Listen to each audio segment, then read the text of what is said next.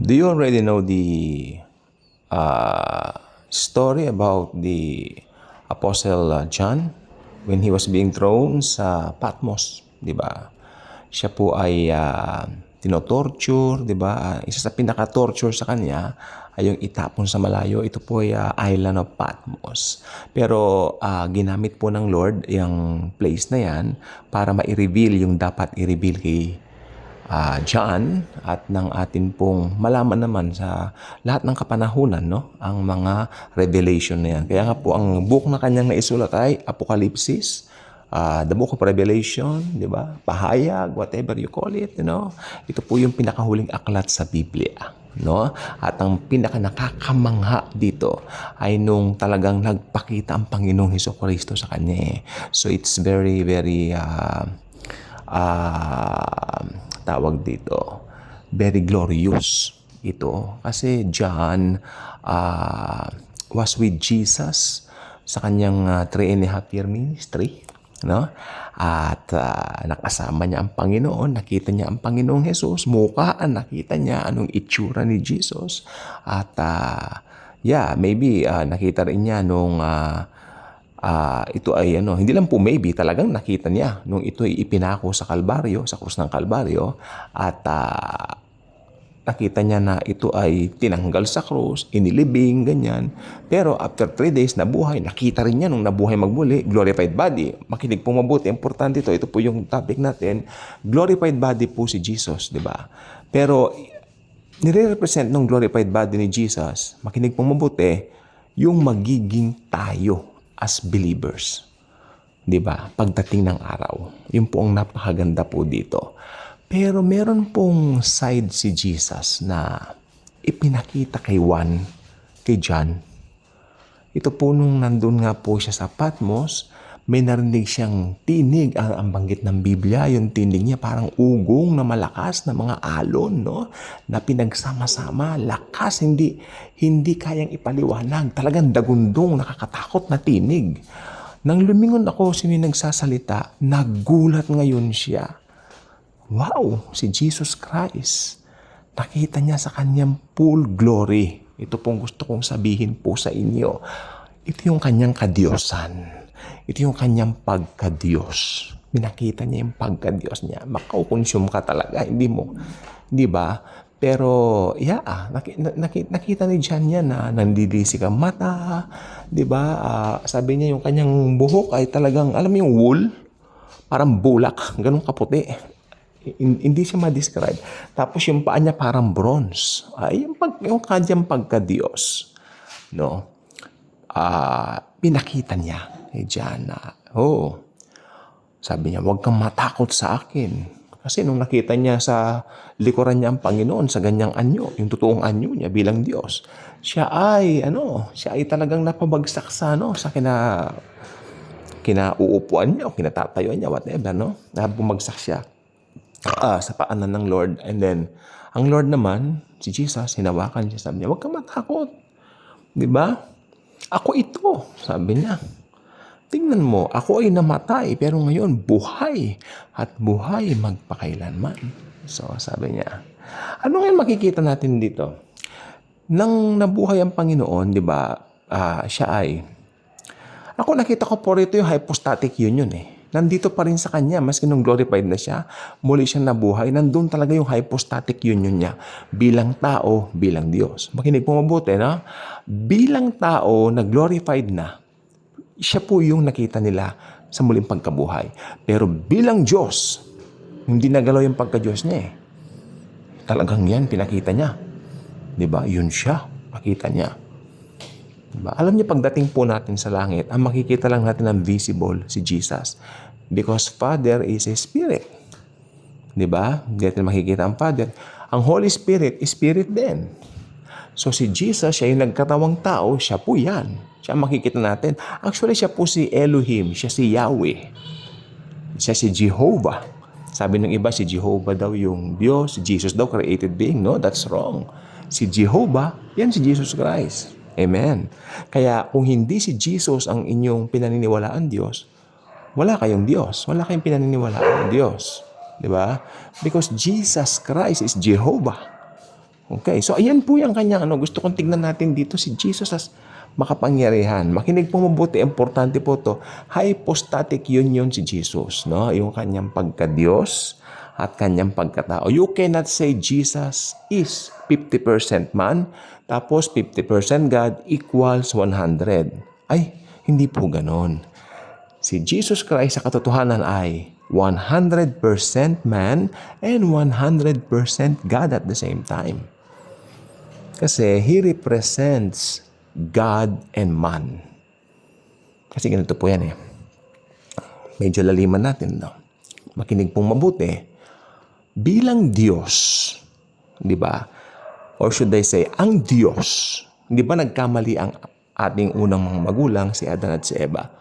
So ang Diyos, hindi po yan makatagal sa kasalanan eh. Kasi nature niya yan eh. Hindi ba pinalaya sila Adan at Eva sa Garden of Eden?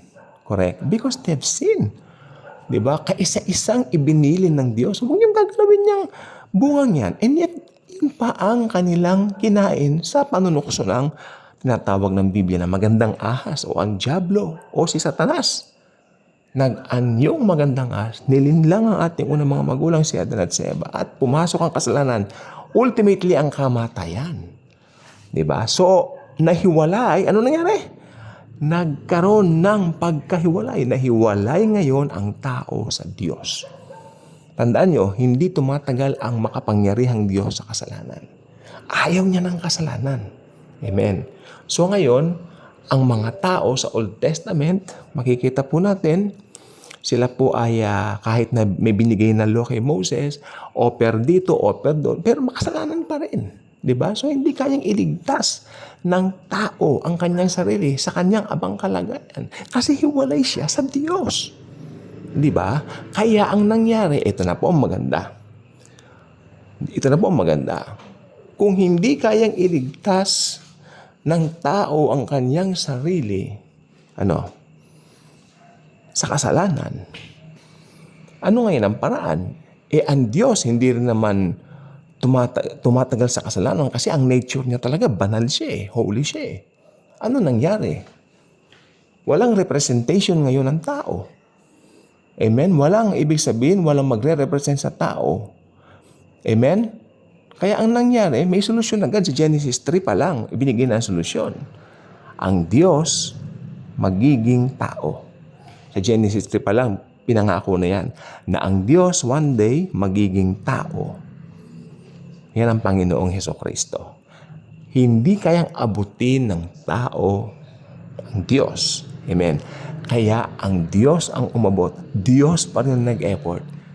Diyos ay naging tao. John chapter 1 verse 1, in the beginning was the Word, and the Word was with God, and the Word was God. Talon tayo ng 14, and the Word became flesh and dwelt among us. That's the Lord Jesus Christ Himself. He's perfect God and perfect man.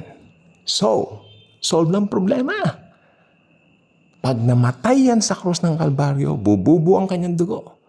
Ang sino mang mananampalataya sa kanya, sabi ng John 3:16, ay magkakaroon ng buhay na walang hanggan. Tandaan niyo sinabi ng John 3:16, so sino mang mananampalataya, walang binanggit na mananampalataya, plus works, plus baptismo, plus religion, plus blah blah blah, etc. Oh no. Whosoever believeth on Him will not perish but will have eternal life. Simple as that. Amen? So may solusyon na. Hindi kayang abutin ng tao ang Diyos. Pero inabot ng Diyos ang tao. Nagpakumbaba siya. Sabi ng aklat ng Pilipos, ng Philippians, siya ay nagpakababa. Oo, nagpakababa siya hanggang kamatayan sa krus. Hinubad niya ang kanyang pagka-Diyos. Makinig pong mabuti. Hinubad niya ang kanyang pagka-Diyos. Hindi ibig sabihin na tinanggal niya yung pagka-Diyos. Ibig sabihin nun, hinubad niya ang kanyang pagka-Diyos. Nung nandito siya ng 33 years, nag-submit siya fully sa will of the Father. Amen. Nag-submit siya ang kanyang paggalaw. Lahat ng ginagawa niya in accordance with the will of the Father. Kaya bilang tao, sa position, mas mababa siya sa Father ng 33 years. Sa position. Pero sa nature, pareho silang Diyos. Pero sa position, Di ba? Like for example, sa isang company, merong manager, di ba? Pero meron din janitor. Sino mas mataas, manager o janitor? Aba, syempre, wala naman po tayong duda, mas mataas si manager. Amen. Tama po ba? Amen. Pero bilang tao, sino mas mataas sa kanila? Yung manager o janitor? Pinag-uusapan natin yung nature bilang tao. Sino mas mataas sa kanila? Wala. Wala ring mas mababa. Pantay po sila bilang tao. Pero sa position, may pagkakaiba. Pero yung nature nila, yes, mas magkapantay po sila sa nature. Pero sa position, hindi. Ano po? Ganoon din po. Si Jesus, nung nagkatawang tao po siya rito, nandun yung nature niya ng pagka-Diyos. Kapantay yun ng God the Father. Pero yung kanilang position o yung kanilang gawain, magkaiba po. Interior yung position ni Jesus.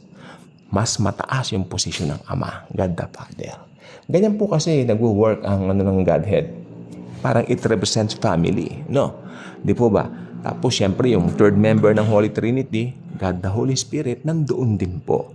Siya ngayon na nagtatatak sa mga naliligtas na mga believers. Okay? So yun pong gusto ko pong sabihin sa inyo, Jesus Christ is both God and man. 100% God, 100% man. Okay. At yung pandidisik ng kanyang mga mata na yan po ang kanyang kadiyosan, kanyang pagkadiyos. Yes, ayan po. Walang tatagal talaga bilang Diyos. Walang tatagal sa kanyang presensya. Pag nakita mo siya. Kaya nga po, siya po ay nagpakumbaba. Pero makikita po natin sa langit, siyempre, yung glorified Jesus Christ na nabuhay na magmuli, na yung side niya yun ang ipapakita niya sa ating mga yes, dahil yakapin niya tayo isa-isa. Tayong mga believers niya, mahal niya tayo, iniingatan niya tayo, kahit nandito pa lang tayo, mahal niya tayo. Bye-bye.